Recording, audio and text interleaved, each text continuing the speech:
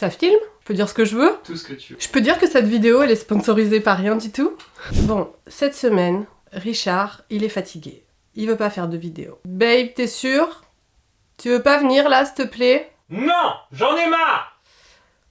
Ok, donc parce que moi, la chasse, à part les oiseaux, les biches, les chatons et les lapins adultes, mais sinon j'y connais rien. Hier, il est tombé sur le site de One Voice, une page censée expliquer la chasse, et depuis, il est comme ça. Tu sais bébé, on pourrait tout quitter, on vend tout, on va s'installer en Alaska, mais loin des gens. On pourrait cultiver des avocats bio et des papayes, mais babe reviens, on élèverait des mangoustes. Bon, du coup, je suis là, mais je pense que je vais pas m'en sortir toute seule. Tu veux un coup de main? Oh Thomas!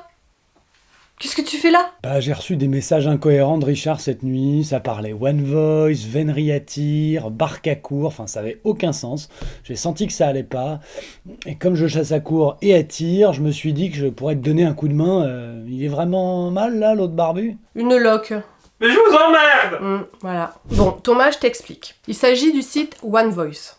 Ils ont une section chasse et une page qu'ils appellent Explications. Et c'est ça qui l'a fait vriller. J'ai une super idée, je vais apprivoiser des biches, et je vais les dresser. Je vais en faire des biches de traîneau. C'est pas une bête d'idée ça? Ah ouais, quand même.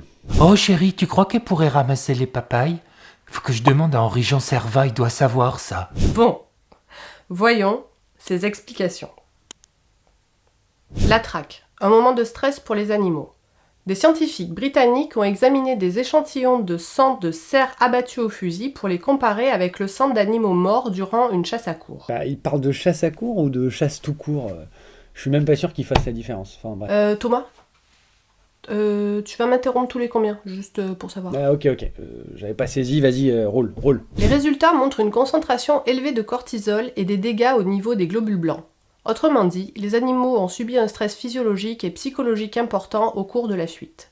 À la suite de ces résultats, le Royaume-Uni a décidé d'interdire cette pratique pour éviter de faire souffrir les animaux. Alors, le rapport Bateson, c'est effectivement l'étude qui a servi de prétexte pour faire interdire la vénerie au Royaume-Uni. Il y a 1000 choses à dire dessus, c'est blindé de biais, mais voilà, juste cette connerie. Une chasse prolongée avec des chiens génère chez le cerf un stress extrême et sans doute une grande souffrance. La poursuite lui impose des contraintes qui sont au-delà des limites normales pour son espèce. Voilà, un cerf aux abois, si on le gracie et qu'Ava s'en mêle pas, il reprend ses esprits et il est pas rare qu'on le rechasse soit la même saison, soit plusieurs années plus tard. Hein, donc, c'est pas un cas de vie. Ah, attends. En plus, j'ai remarqué un truc... Ah voilà, ils ont une page où ils réclament la protection du loup, le massacre des loups. Après avoir été exterminés, les loups sont revenus naturellement en France. Cette bonne nouvelle pour nos écosystèmes est pourtant extrêmement mal accueillie par certains. Thomas, juste pour savoir, ça chasse comment les loups? Bah, il chasse les animaux à court, en quelque sorte. Sauf qu'à la fin, il les dévore vivants. Ah, donc même si ce qu'ils disent est vrai, c'est pas un peu illogique de considérer la chasse à court comme une source de stress et considérer en même temps le retour du loup comme une bonne nouvelle? Ah si, c'est complètement con. Hein. C'est un peu comme ceux qui aimeraient qu'on interdise la chasse les vacances et les jours fériés parce que c'est dangereux pour les promeneurs et qui en même temps rêvent d'une forêt blindée de super prédateurs féroces tous les jours de la semaine. Ah, il me semblait bien aussi. Bah, d'autant qu'à la chasse à court du cerf, à la fin de la chasse, ce qu'on appelle les abois, l'homme se substitue au chien pour aller tuer l'animal. Précisément pour que ce soit plus propre et plus rapide que la méthode naturelle. Donc si on se place strictement d'un point de vue du cerf, la chasse est moins génératrice de souffrance que le loup. Ah voilà, c'est ça. Mais le loup, c'est naturel, tu comprends? Chérie, t'as pas vu mes palmes? Tes palmes, pour quoi faire? Non, c'est parce que j'ai vu un nid de frelons et je fais... Ah non, mais c'est bon, je l'ai... Non, mais non, pas de frelons, non, laisse le frelon, viens ici, pose Il y a ça. quelqu'un, là, ça va? Oui, c'est bon. Je l'ai enfermé dans le garage. On continue. La chasse au cerf est particulièrement attendue car la prise de cet animal est rare. Déjà, l'espèce est pas rare, hein. Elle se porte bien, très bien même, et les équipages n'improvisent pas de chasser tel ou tel animal. Ils sont spécialisés, nous on chasse le cerf, toujours le cerf, d'autres chassent le sanglier. Et attends, c'est pas fini. Une fois repéré, ce dernier est poursuivi par une horde de chiens contenus par les suiveurs présents dans différents moyens de transport. Alors cette phrase, comment dire, il n'y a rien qui va. Déjà on dit une meute pour les chiens. La horde, c'est pour les zombies, en tout cas, la compagnie pour les sangliers, la harde pour les bichidés. Et les suiveurs, ils contiennent rien du tout. Hein. Enfin, si ça arrive, c'est pas plus prévu que quand un spectateur du Tour de France fait tomber 3 cyclistes parce qu'il était trop près de la route. À part raconter ce qu'ils ont vu et éventuellement donner un coup de main pour la sécurité des chiens, notamment aux abords des routes, les suiveurs, ils suivent. Ils chassent pas, alors qu'ils soient à pied, à cheval, en voiture, en trottinette, à dos de vegan, comme tu veux, ils sont là pour suivre, pour profiter, c'est tout. Le cerf est orienté vers un point d'eau où l'attend une barque avec un chasseur. Alors je suis pas spécialiste, mais ça me paraît un peu bizarre, non, ce chasseur qui attend sur sa barque, avec sa rame comme ça? Ah oui, clairement, mais il n'y a rien à sauver. Le cerf, c'est lui qui décide où il va. Lui, il a un catalogue de feintes pour semer ses poursuivants, il l'exprime. Parmi elles, il y en a une qui consiste à aller se mettre dans l'eau. Quand ça arrive, on appelle ça le ballot. Mais personne guide le cerf. Hein. C'est lui qui y va parce qu'il pense qu'il peut semer les chiens en allant se mettre à l'eau. C'est tout. Du coup, quand ça arrive, si ça arrive, hein, parce que ça n'a absolument rien de systématique, à ce moment-là, on monte dans une barque pour aller le servir. Le tuer, quoi. Mais c'est précisément plutôt pour éviter que les chiens le noient. Donc c'est pas pour qu'on aille le noyer nous-mêmes. La noyade du cerf comme moyen de servir un cerf, c'est une invention d'antichasse. Mais vous mettez pas la tête de l'animal sous l'eau. Non. Bah, déjà chez nous, on sert systématiquement dans ce cas de figure les cerfs à l'arme à feu. Pour ceux qui tiennent absolument à faire ça à la dague, il est plus question de maintenir le cerf hors de l'eau plutôt que de lui pousser la tête sous l'eau. C'est tout le contraire. Parce que là, ils disent que 9 fois sur 10, le cerf meurt noyé. Bah c'est de la pure connerie. Je peux revenir? Bah comment t'es arrivé là, toi? Je me suis enfui. Oui, bah tu t'assois là et tu bouges pas. Ah salut Richard. Salut Tom, j'ai apprivoisé des biches, tu veux les voir? Voilà. Chérie, t'as pris ton Temesta, chouchou? Non écoute ta femme, repose-toi un peu. Tu vois le bordel qu'ils m'ont foutu? Je suis même pas sûre de pouvoir le récupérer, le bonhomme. Bref, la chasse conventionnelle se pratique au fusil, à l'arc et avec des pièges. La chasse conventionnelle? Mais du coup la vénerie c'est quoi, la chasse bio? Les chiens, par exemple, sont considérés comme des outils interchangeables jusqu'à épuisement et la loi du plus fort règne. Je veux dire, nous on a autour de 125 chiens. Ils ont tous leur nom, leur petit caractère, leurs aptitudes. Non seulement ils sont absolument pas interchangeables, mais en fait c'est tout le contraire. Celui qui croit qu'ils sont interchangeables n'a aucune chance de bien chasser. Pour bien chasser, il faut connaître ses chiens. Et ces biches? Oui, mon amour, il faut bien connaître ses biches. Fais pas attention, continue. Bah, par exemple, si tu sais pas si le chien qui est couché là au bord du chemin, pendant que les autres chassent, c'est Bambou, le meilleur chien de la meute qui fait jamais une erreur, ou Branquignol, qui est très fin de nez mais qui a tendance à tirer au flanc dès qu'il en a l'occasion, bah tu comprends pas ce qui se passe.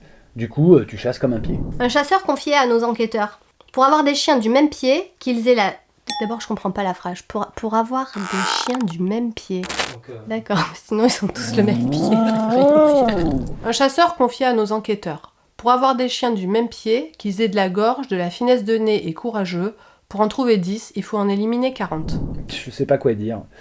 Nous, on en élimine en moyenne 0. C'est-à-dire que de temps en temps, il y a un chien qui s'exprime plus sur le sanglier que sur le cerf. Alors comme nous, on chasse le cerf, et ben, on va l'offrir en général à un équipage qui chasse le sanglier. Et puis même les vieux chiens, les chiens malades, les chiens qui sont blessés, qui peuvent pas chasser, ils restent au chenil et puis ils vivent une retraite au chenil tranquillement jusqu'à leur belle mort. Et même chez les vieux chiens, les plus fins de nez, éventuellement, ils feront le bois. Genre, ils font du bois. Les chiens, ils vont faire du bois pour l'hiver. Ils ont pas de pouce. Et parfois, des vieux chiens très mordus de chasse, on les donne à des chasseurs à tir qui chassent aux chiens courants. Et comme c'est un peu moins physique, ça permet au chien de continuer à pratiquer sa passion quelques années. Les humains et les animaux domestiques font également les frais des balles perdues. Là, le stagiaire rédacteur, il s'est encore emmêlé les pinceaux. Là. On est passé sans transition à la chasse à tir, ou alors les morts par balle à la chasse à courre, enfin, comment dire... Ah oui, ils ont pas d'armes, les veneurs. Ils ont des redingotes. Ah, me lance pas sur les fringues, Richard. Oui, non, on verra plus tard les vêtements. Je continue. Durant 3 ans, nos enquêteurs se sont infiltrés dans le milieu de la chasse à courre. Alors, quand on vous parle d'infiltration dans le milieu de la chasse à courre, vous comprenez, la chasse à courre, c'est hyper fermé, hyper, mais comme je suis sympa, je vais vous filer le mot de passe super secret pour s'infiltrer. Le mot de passe, c'est bonjour. Non, blague à part, la chasse à courre, pour s'y infiltrer, en fait, il suffit de venir. À la chasse à courre, il y a 10 suiveurs pour un veneur, et on ne demande pas la carte d'identité des gens quand ils viennent. C'est même un peu pour ça que c'est très populaire. T'as pas tes papiers? tu vas pas dans la forêt. Pour chaque track, des bracelets sont donnés aux équipages et correspondent au nombre de captures autorisées. Il arrive que tout soit utilisé avant la fin de la saison, mais cela n'empêche pas de continuer ni de trouver des arrangements pour poursuivre track et massacre. Attends, mais tout à l'heure, il disait pas la chasse au cerf est particulièrement attendue parce que c'est une prise rare. Faudrait savoir. Non, on est là, c'est de l'affirmation gratuite et absolument sans fondement. Le plan de chasse, c'est le plan de chasse. T'as des bracelets ou t'en as pas. Et chez nous, la tendance de la navette, c'est plutôt dans l'autre sens. C'est-à-dire quand la fin de saison approche, on a plutôt tendance à rendre des bracelets à l'ONF pour qu'ils puissent les redistribuer à des chasseurs à tir pour que le plan de chasse soit fait. Du coup, notez ça dans votre tête, quand Ava vous promet qu'ils ont sauvé un cerf, c'est pas vrai. Si on gracie un cerf, c'est un bracelet qu'on va te mettre en moins sur un cerf, la traque elle a quand même eu lieu, et au final c'est un chasseur à tir qui va fermer ce bracelet sur un autre cerf tiré un peu plus tard dans la saison. Donc le plan de chasse au final il sera fait de la même manière.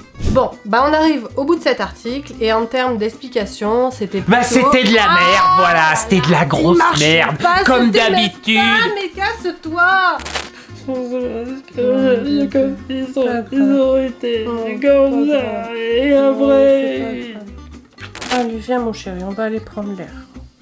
Elle est où ta biche? Là-bas. On va prendre la biche. Tiens, on va chercher la biche. On va chercher la biche. Merci Thomas, tu m'as bien enlevé une épine du pied. De rien. C'est fini là. Vous êtes parti. Bon, je fais la conclusion, c'est ça? Comment il dit l'autre barbu déjà? À bientôt sur Terre ou ailleurs.